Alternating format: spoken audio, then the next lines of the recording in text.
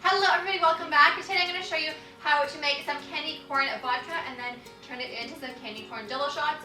So comment down below. Is this in the shot? Yes it is. Cooking spread. Okay. Sorry. Comment down below. Do you like candy corn or do you think it's disgusting?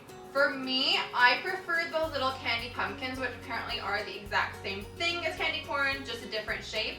But yeah, I don't like candy corn. But it's popular and I know a lot of you guys like it, so that's why we're doing this today. And honestly, it tastes much better with the addition of the vodka. So I think everything does.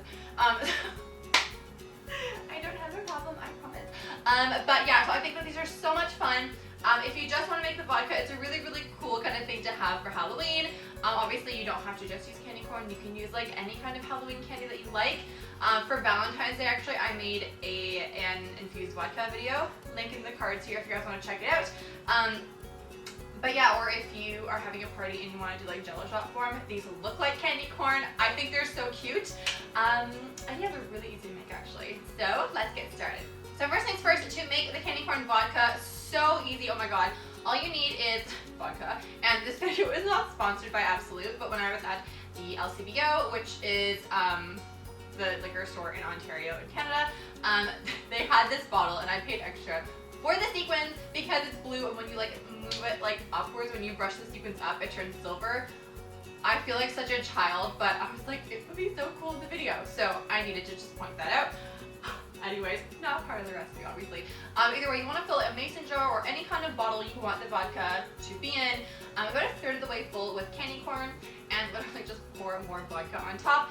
Seal it, give it a little bit of a stir, and pop it in the fridge overnight. Overnight, actually, I don't know if this is a good thing or not, but the candy corn completely dissolves in the vodka. I don't know how I feel about that, but there are a couple pieces left, but you could just strain it if you want it to be like completely clear, or run it through a cheesecloth. That would probably be my recommendation. But either way, that is step one, and now we are going to make the Jello shots. So this recipe is actually a spin-off from one of them in my cookbook. If you guys aren't familiar, I made a cookbook. I wrote a cookbook. It is called Unicorn Food. Link. Did I link it in the last video I talked about? I don't know. Either way, link will probably be in the description box below. If not, it's on my channel art. So just go back to the main channel, Pinko Bunny channel, and the link will be there. Either way, so I made some rainbow striped jellies in this book, and they aren't alcoholic, but I'm taking this and I'm making a little twist and making them alcoholic and making them look like candy corn. So if you like the rainbow recipe for this one, definitely, or please pick up the book on Amazon or Barnes & Noble, or it's everywhere. So anyways, okay. Let's just actually make the recipe now. The recipe is always on my phone. If you guys always see me look at my phone, it's typed here so I can read it to you. Alright. Anyways, first things first, you want to pour about 1.5 cups of water into a pot and sprinkle some gelatin on top. Then allow the gelatin to develop for about 5 minutes. Then set the pot to medium heat and whisk constantly until the gelatin has dissolved and is liquid. Remove the pot from the heat and add some condensed milk, whisking until it's fully combined. Then you want to add some regular milk, some of the candy corn vodka, some water, and some vanilla extract, and mix until combined. Then divide the mixture into 3 bowls. Leave 1 bowl white and add the remaining bowls yellow and orange. Then spray a 9x9 inch pan with cooking spray. I have lost all of my square baking pans. I have no idea where they are. No idea. So we're using a round pan. Literally does not matter what pan you use. It's just, they fit a 9x9 inch pan, so you can divide it into 2 smaller pans, and do 2 pans, or literally any shape that you want. That's just like 9x9 is like a good default one to say in the recipe. But yes, you want to grease that with cooking spray, and then we're going to work in the opposite order. So you want to pour the white layer into the pan first, and pop it into the fridge for about 20 to 30 minutes, or until it is firm to the touch.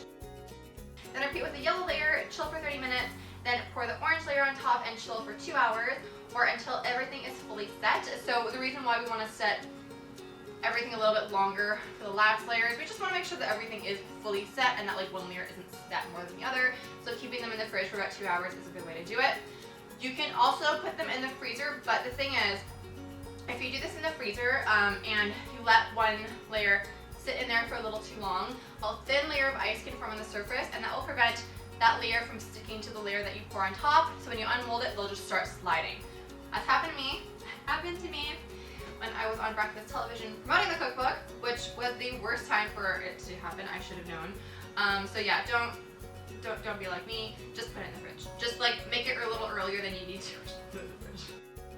Then you want to gently pull the sides of the jelly away from the pan with your fingertips and invert it onto a plate. Then just slice into squares, and if you like, you can top it with some whipped cream and candy corn, or you can just leave it bare, or if you want to actually make little shots, you can just pour everything in like this opposite order, so starting with the orange and ending with the white, in little shot glasses and then pop that in the fridge. Totally up to you. I like slicing them because I think they look cute, and also I don't have enough shot glasses because I use them for measuring ingredients and they're all in the dishwasher. So anyways, yeah, thank you guys for watching. I hope that you guys liked this video. I was like, I think I'm chatting way too much in this video, but I hope it was helpful. Comment down below, let me know what your favorite Halloween candy is. What is mine? I should have known that before I asked you. Okay, I think like those mini Snickers bars or mini Mars bars. There was a phase in my life, like a 1 month period, where I was like obsessed with Mars bars, and I ate so many of them, the little mini ones, like the 1 inch long ones. Oh God, they're so good.